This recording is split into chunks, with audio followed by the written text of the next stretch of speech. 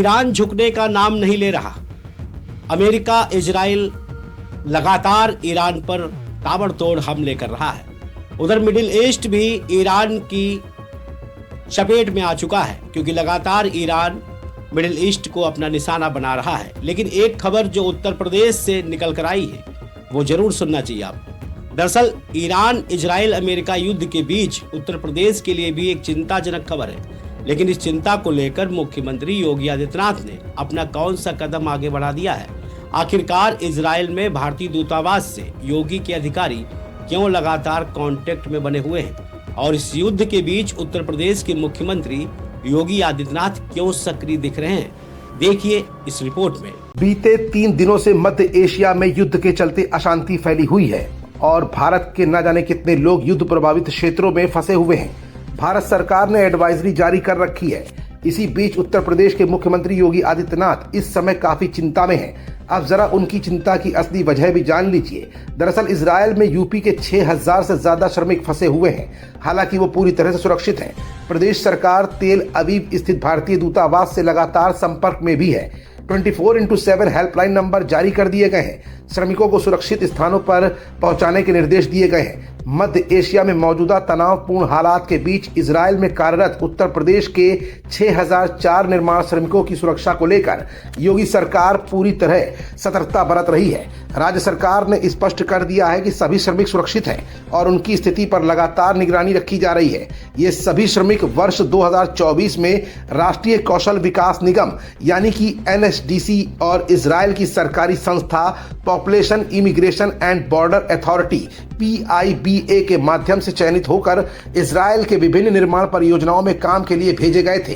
तेल अवीव स्थित भारतीय दूतावास द्वारा जारी सुरक्षा परामर्श के अनुसार सभी भारतीय नागरिकों को सतर्क रहने, स्थानीय प्रशासन के निर्देशों का पालन करने और अनावश्यक आवाजाही से बचने की सलाह दी गई है। प्रमुख सचिव श्रम और सेवायोजन डॉक्टर MK षणमुगा सुंदरम ने इजराइल में भारत के राजदूत JP सिंह से फोन पर भी बातचीत की है। राजदूत ने अवगत कराया है कि स्थिति नियंत्रण में है और दूतावास सभी भारतीय श्रमिकों के संपर्क में लगातार बना हुआ है। फिलहाल युद्ध की इस चिंताजनक घड़ी में उत्तर प्रदेश गवर्नमेंट लगातार वो काम कर रही है।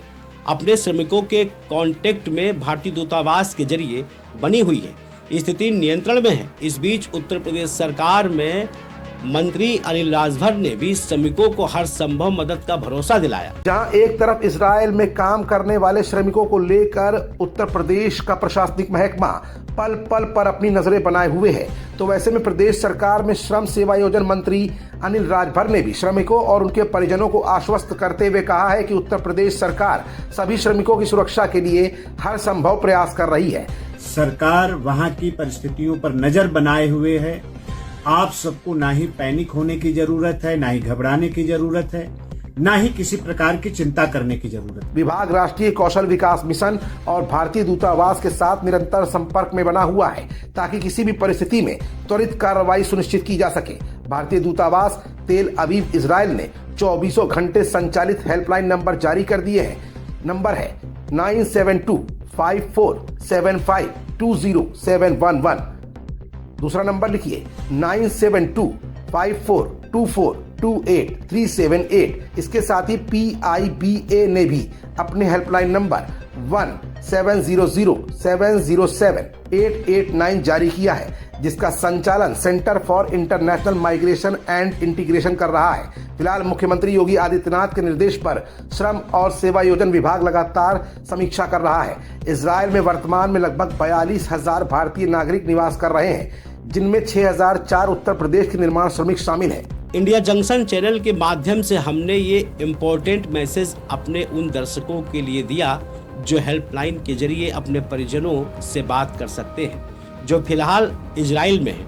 फिलहाल योगी आदित्यनाथ का प्रशासनिक महकमा मुसीबत की इस घड़ी में लगातार भारतीय दूतावास और इजराइल अधिकारियों यानी इजरायली अधिकारियों के संपर्क में है और हर संभव मदद पहुंचाने की कोशिश भारत सरकार और उत्तर प्रदेश की तरफ से लगातार जारी है। आपको हमारी स्टोरी कैसी लगी? अपना फीडबैक हमें जरूर दीजिए। हमारे चैनल को लाइक, शेयर एंड सब्सक्राइब करना बिल्कुल मत भूलिए। हम फिर हाजिर होंगे एक नए अपडेट के साथ। तब तक दीजिए इजाजत। नमस्कार। इंडिया जंक्शन, खबरों का जंक्शन।